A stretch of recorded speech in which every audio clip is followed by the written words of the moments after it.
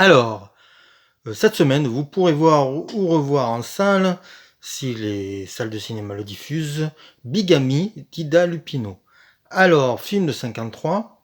Ida Lupino, j'avais déjà fait une vidéo expliquant que c'est une des rares réalisatrices de cette époque qui a fait des films sur des sujets un peu tabous et une sorte d'héritière aussi de Raoul Walsh parce que elle a été découverte par lui, mais aussi elle a écrit un scénario pour Don Siegel.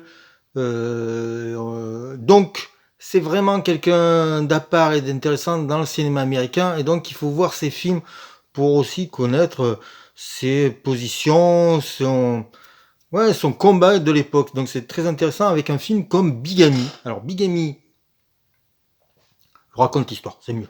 Bigamy, c'est l'histoire d'un couple. Il travaille dans la congélation. Il est obligé d'être toute la semaine. Le mari par Mont pour trouver des clients, et donc il abandonne un peu sa femme.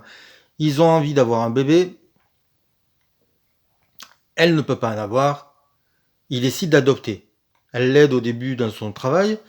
Et ils font toutes les démarches pour avoir un bébé. Et là, un sorte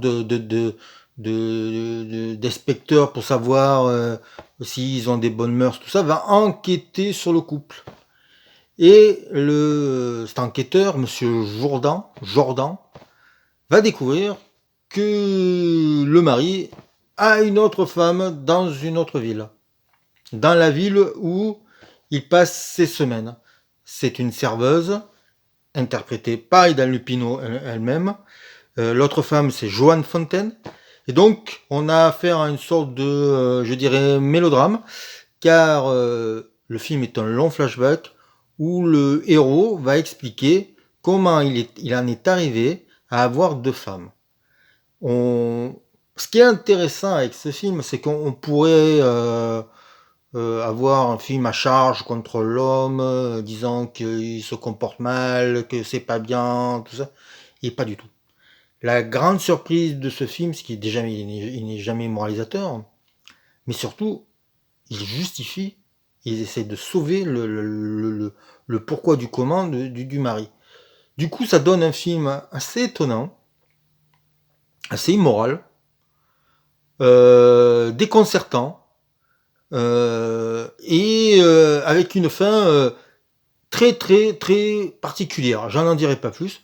En tout cas, c'est un film magnifique, donc avec un trio d'acteurs top. Edmond O'Brien, qui était déjà dans Le Voyage de la peur, avec Ida Lupino elle-même, et Joan Fontaine, qui joue la femme un peu qui n'arrive pas à avoir d'enfant, tout ça, et qui au début semblerait être un peu la méchante de l'histoire, ce qui n'est jamais le cas. Ce qui est intéressant dans ce film, c'est que l'on pense toujours voir quelque chose, on pense toujours qu'on va nous amener vers un endroit, et en fait jamais.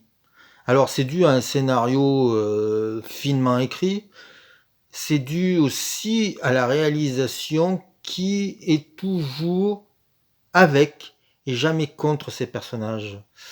Donc ça donne un film passionnant, intéressant. Alors moi j'ai pu le voir pendant cette année sur Arte. Ils avaient fait une rétrospective de Ida Lupino. Je crois que ce n'est plus le cas, on ne le retrouve plus sur la plateforme, mais en tout cas, je pense que vous pouvez.